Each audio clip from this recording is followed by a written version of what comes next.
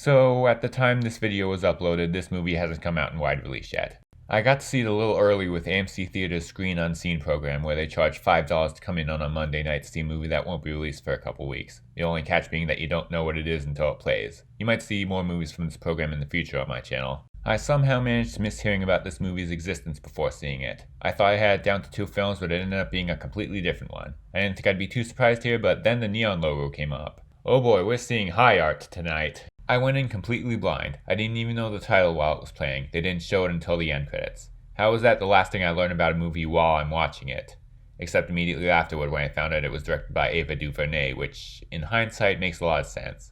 But the important thing is that despite the nagging feeling of not knowing the title to the movie I've been watching for over 2 hours, this was still a very moving film. As I said earlier, it's from Ava DuVernay, written and directed. She's the girl behind Selma and 13th. Based on the nonfiction book Case, The Origins of Our Discontent by Isabel Wilkerson. That part was mentioned at the beginning, so I knew that at least. The book apparently doesn't have an actual narrative. It's just a scholarly work on the cause of racism. It cites things from the black experience in America, to the Holocaust, to the caste system in India, to support Wilkerson's thesis that it's more about just trying to convince people that they're generally superior to others than it is about race specifically. Pretty big whiplash if you were expecting Mean Girls. So, how do you make a movie about this? No, not a documentary, a narrative movie. Well, you sorta don't. What DuVernay has done was write a movie about Wilkerson writing the book, including doing research and interviews. There is no real story here. It's sorta like a half documentary of sorts, or the more racially charged version of Waking Life.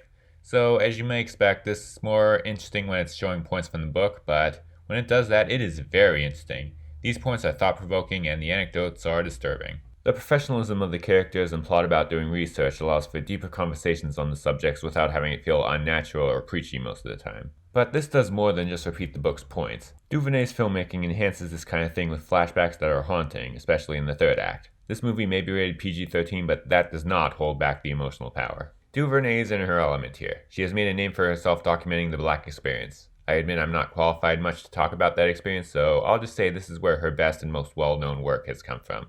Notice how her big apolitical movie is her least heralded?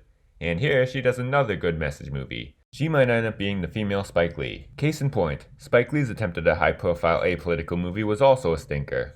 And the acting is also pretty good. Wilkerson is played by Ingenue Ellis Taylor, who was in Ray and was nominated for an Oscar for her role in King Richard. And she gives a great performance here as well. It kinda sucks that she probably won't get any awards attention. I don't know if she'll win, especially against Emma Stone in Poor Things or Lily Gladstone in Killers of the Flower Moon, but I think she might have had a chance to get a nomination.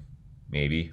But this isn't as great as Selma or 13th. There are still quite a few issues here. I like the unusual narrative, but at the same time there were many parts near the middle where I think it might have dragged. Like I said earlier, it's over 2 hours. This movie would have probably worked better as a full documentary with the reenactments and flashbacks in there to enhance the conversations.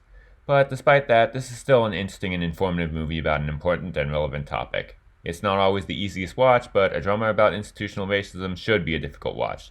Though it's far from perfect, its images and sequences will stick with you, but the ideas will really stick with you.